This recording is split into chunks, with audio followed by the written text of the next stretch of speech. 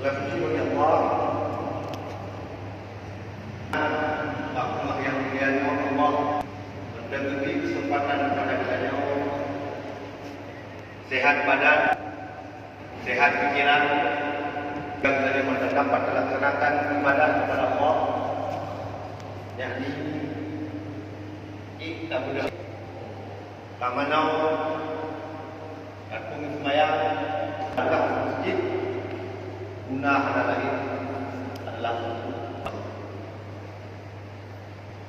lalu dan saling mari sama-sama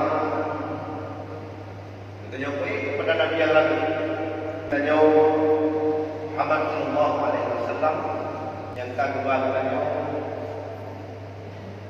dari manusia yang tidak mengenal kepada manusia yang mengenal Allah, manusia yang dan manusia yang mendapat dunia dan akhirat. Saling para sahabat, keluarga, ulama mutaqaddimin dan ulama mutakhirin, kaum muslimin sidang jamaah yang dirahmati Allah Subhanahu wa taala.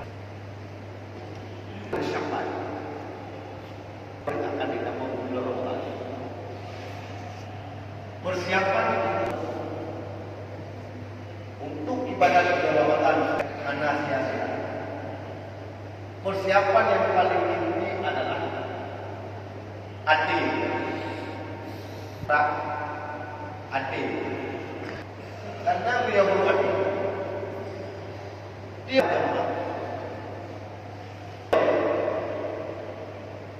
Quran serta lain.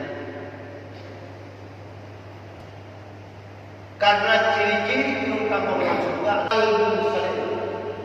urang yang berhati. Ini menjelang Ramadan, siapa yang paling juga tadi. Dalam satu riwayat, diceritakan dalam dikala Rasulullah sallallahu alaihi wasallam genep sembahyang subuh. Gekeun Rasulullah, wahai sahabat tertentu,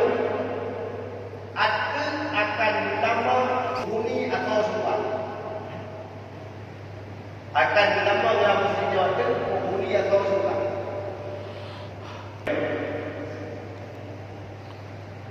Bukan tahu nama huni sumpah. Watakala yang ditambah terakhir tambah sirauhu berjangkut cuma liman hilang rawi atau pertama. Itu di pagi pertama. Bangunlah Rasulullah. Wahai sahabat daun segala beliau ada akan ditambah manusia atau surga.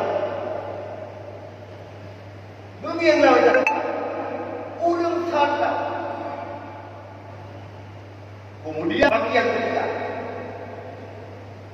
Laganya dari Allah.